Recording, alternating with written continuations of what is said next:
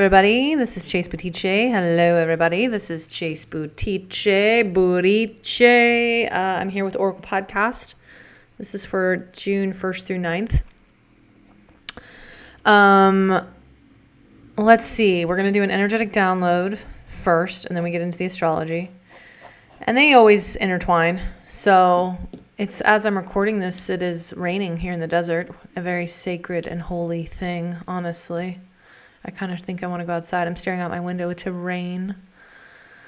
And it's June 1st. So the fact that it's raining June 1st here in the high desert is really a pretty amazing and sacred and wonderful thing. So thank you, Great Spirit. It's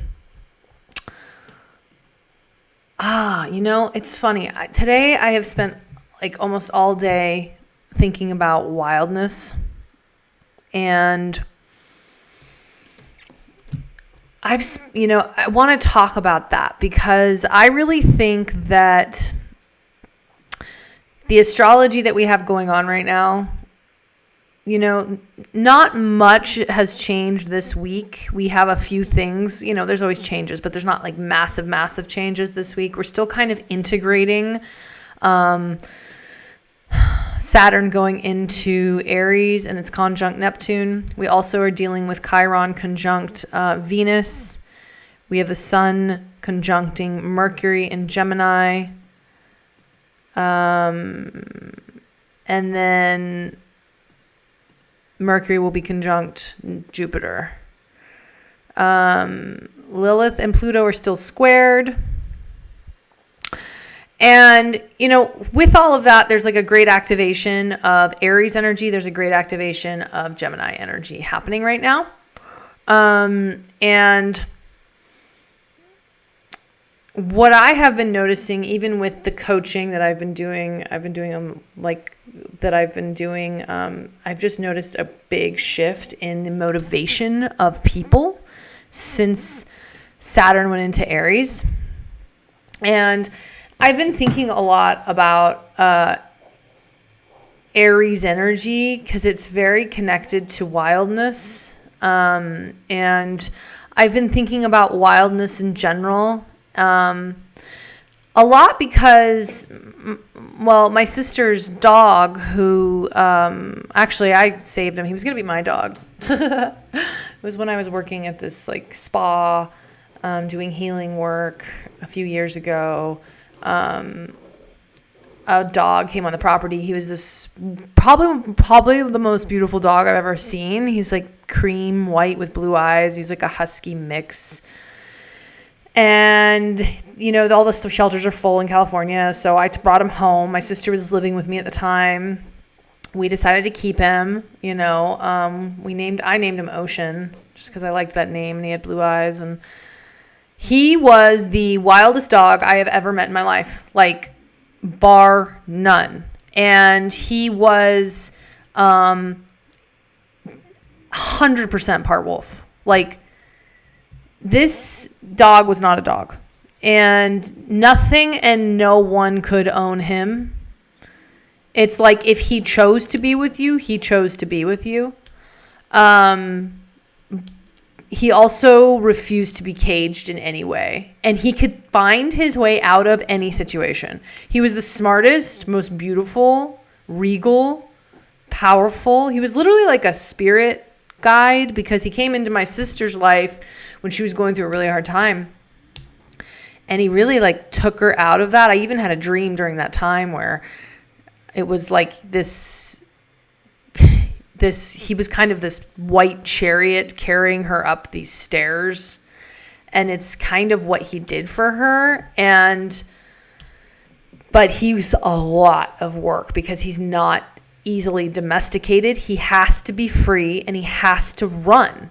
And we lived out in the desert. I live out in the middle of the desert. So he could do that. I mean, the neighbors were pissed off, but some of the ones that were really shitty were pissed off. But mostly everybody out here is pretty cool. But my she's had to move and she's had some issues. And anyway, Ocean, our beloved wild wolf, has gone missing. He left her house a few nights ago and hasn't returned. And it's really interesting because she told me maybe a week or two ago that she had a dream. No, it wasn't a dream.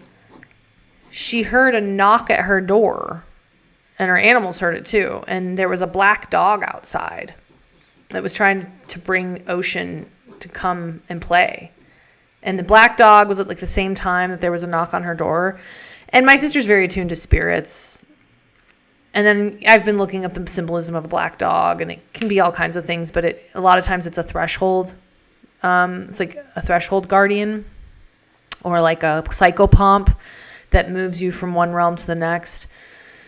Anyway, Ocean went out. So there's like spirits at play here. And then so like Ocean went out with the white dog, with the black dog. And that's why he hasn't returned. And so I've really been reflecting on wildness, and I've been reflecting on what it means to be wild. And I've been reflecting on the purity of wildness. And because Ocean is an animal that, if you would have tried, it would have taken so much force and so much, but it never would have happened to him. Like, there are some animals that refuse to be domesticated and that are purely wild and, under our control. And he had this spark about him, this life. And that's what made him so magical. He was truly a magical being. He was also one of the most challenging and crazy animals I've ever met. But he had this light in his eyes that was so alive because he was free. And, I've just been reflecting because my sister, she's going through it. But she's also she's talking about how she feels free in some ways. And because it was a lot to try to keep him in a place and keep him domesticated. And I was just reflecting on how we have this idea, as humans, we have this fear of wildness, that it's unsafe, that we're in danger. It's really this idea that we need to dominate the natural order in order to be safe. And that's part of what's happened to the feminine over time. It's also why rationality has dominated intuition. But I've just been thinking about, because my whole life, I'm wild. I am a wild being. And I've thought a lot about how we fear. So most people fear wild things. Isn't that interesting?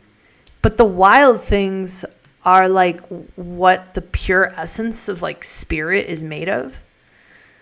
So how this is connected to astrology and how this is connected to all of this right now is that I believe that with Saturn going into Aries and this Neptune in Aries, there's a recalibration, there's a new understanding of wildness, because what I am seeing on the ground currently is that there is a shift, there's a paradigm shift happening, and the feminine is rising, and it's not just women, it's this intuitive connection to nature that is starting to be seen, and it's the wild energy of nature, which wildness and the wild energy of nature is just that spirit that is behind matter, that's free and free-flowing, that is creative, that is electric, that is alive. That's Aries. And it's part of our animal nature. And we've forgotten that as of really intensely the past many thousands of years. We've, through civilization, quote unquote, and the animals have so much to teach us about how to be in harmony and how to let go of fear of wild things.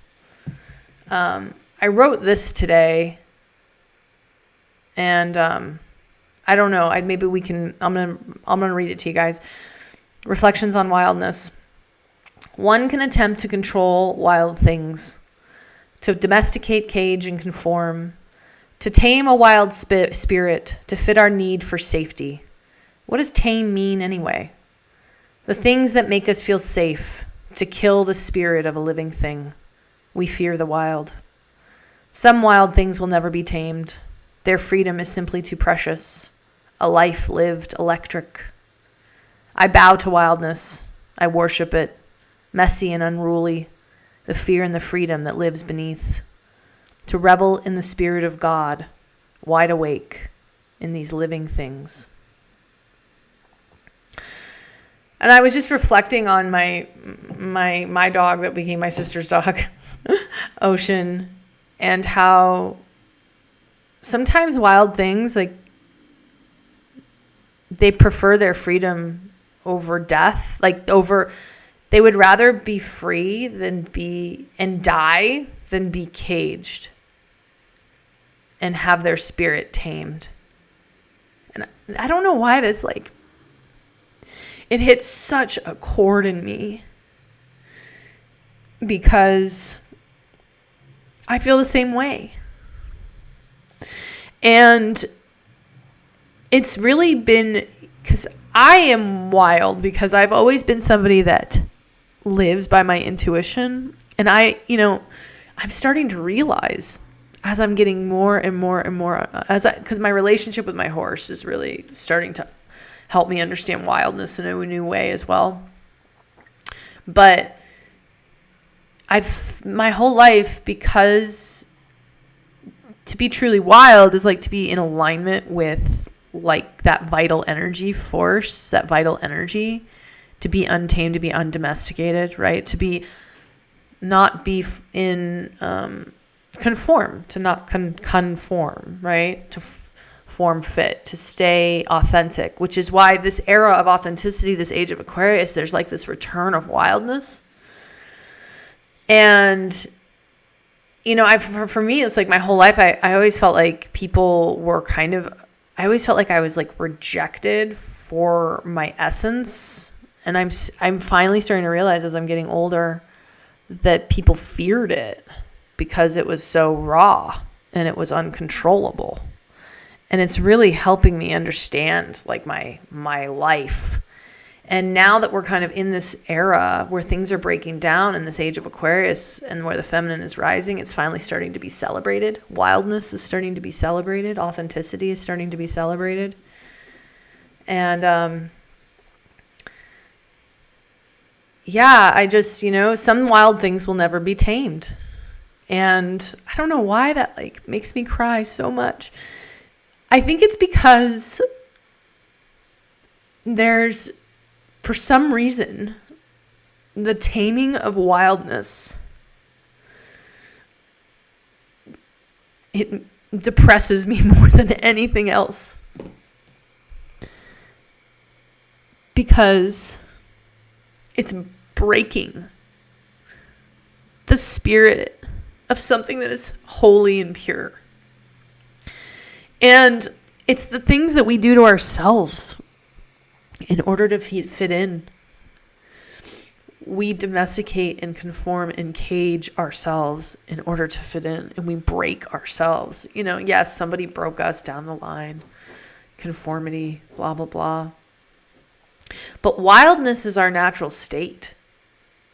And when you start seeing it in an animal, with Ocean, my sister and I my sister and I have been reflecting a lot on our family and how wild we are, because we are wild.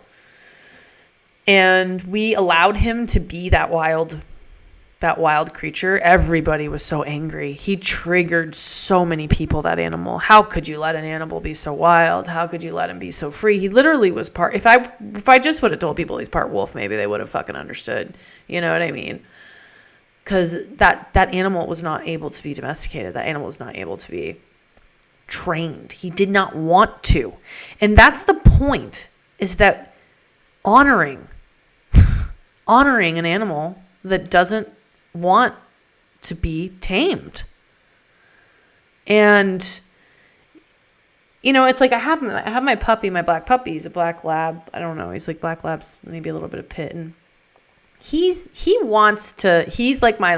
my dog, and he wants to listen, and he wants to be there. And I give him a lot of freedom. I walk him off the leash. I give all my animals a ton of freedom. but he will listen when I have treats and I ask him to come, and, like there's a certain amount of training, it's loose though. And I honor him. And, but some things don't want to be tamed or controlled. And to try to do that would be to kill their vital essence and their spirit. And it's funny because I don't know why this is making me so emotional. It just is. But like the crux of, when I've been working with my horse, I was given some advice to, how to work with him and do this groundwork in this way. And it's not that big of a deal, but I was asking him to do things. You're supposed to, the old way of horsemanship is that you have to get your horse to respect you, blah, blah, blah, which is not, I don't want to work with a horse like that. It just doesn't feel good. But I was doing what I was told by a friend in the way that we're supposed to do it. And I was making him run around in circles in this one way because he wasn't listening, and he was getting more and more and more angry, and he was bucking at me and this and that and this and that, and he was so mad, and he has not let me put a halter on him since. He's like lost trust in me. He wouldn't even go near me for like a week after that. He's looking at me like, you're forcing me to do things that I don't want to do. And it's like, this is the way we've treated animals. This is the way we've treated ourselves. This is what I'm seeing. And this forcing against the natural order. For what? And it's all in this idea that it makes us safe. And it's all an illusion. Like, true safety is when you feel secure inside. And these old school hierarchies and systems, I am watching it before my very eyes crumble. I have so many coaching clients that have just recently gotten laid off, or this or that, or want to change their job, hate their job. Everything is changing right now. And people, we no longer want to force ourselves to control our wild nature, to force ourselves to tame our spirit. Because the spirit is like what makes the world go round. It's like the spark of all of life. It's what inspires movement and change and growth and inspiration. And to tame that part of ourselves, our instincts and our intuition. Our intuition is completely linked to our wildness. To go against that, to tame that, to force ourselves to go in opposing directions because we should, because it's safe, is to literally kill the bright light of our own souls. And I know this sounds kind of heavy, but I don't know. This has been on my mind today, and I just feel like I really need to talk about it. And I've studied and thought. I wrote my master's thesis on rewilding. I have studied wildness my whole life, and I'm gonna write a book on it. I might just blend it with the book I'm writing now, I think. But it's what we crave, and it's also what we're most afraid of. And I've just realized like how people have been afraid of me because I am wild, and they feel this chaos. They think that it's chaotic. It's not. It's free. And I think for the first time in like most of my life, like there's this opening where people are finally starting to see that for what it is, instead of, oh, it's uncontrollable. Because it really does hit a chord on me. I think because I tend to catalyze anything that is kind of suppressed or caged, I do catalyze it into a more of a free state. That is what I do. I am a rewilder. And for some reason, there is a great fear of wildness. And at the core of it, it's because we're afraid of being unsafe. But the truth is, it's actually the safest place you could possibly be, because it's at the center of you're at the center of your own truth, and you're starting to be in alignment with the natural order of the universe. It's where flow exists. Wildness is flow. Wildness is the feminine.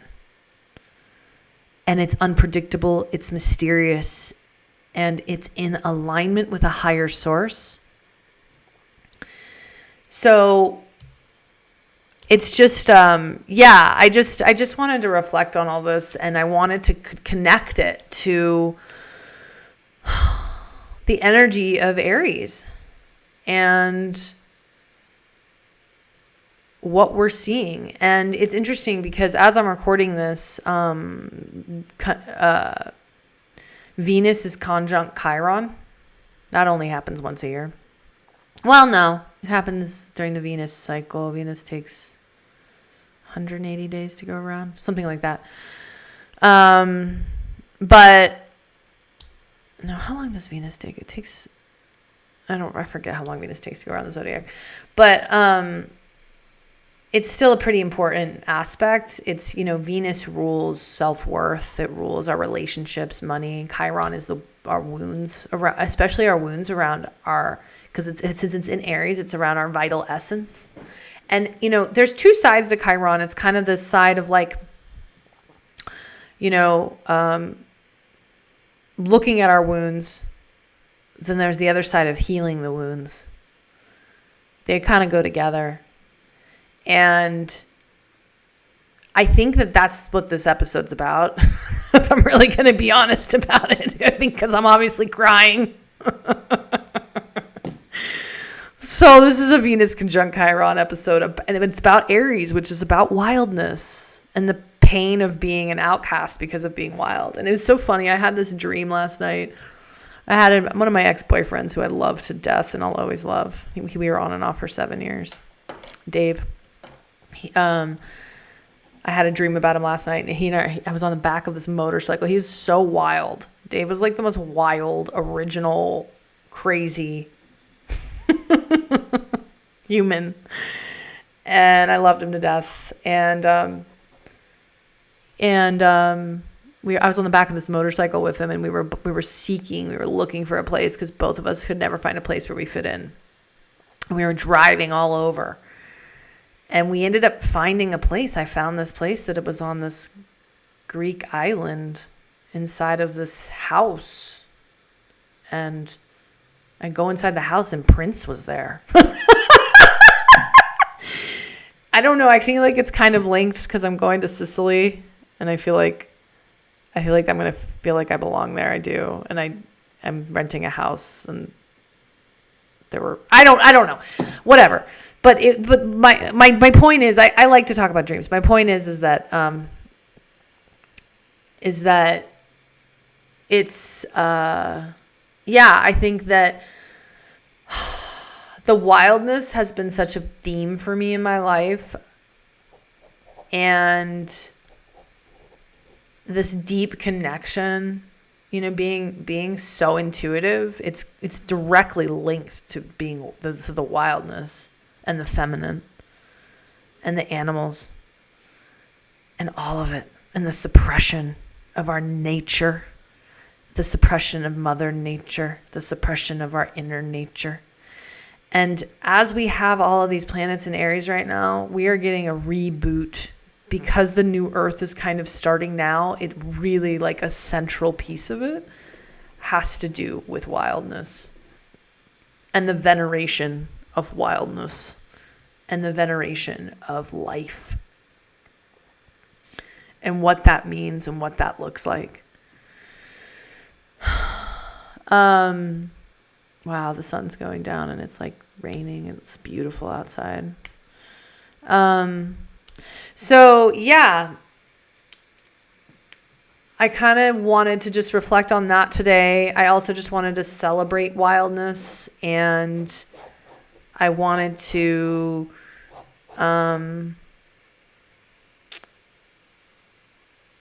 just start to really look at our own selves and the places we domesticate and control ourselves, where we break down ourselves. That's what they do to a horse. They break it. And the things that never lose their wildness, they're never broken. And there's pieces inside of us that are never broken. There is a wildness that lives inside of us all that is never broken fully. And it's really about reclaiming that place and space inside of us. And also remembering what wildness really means to you.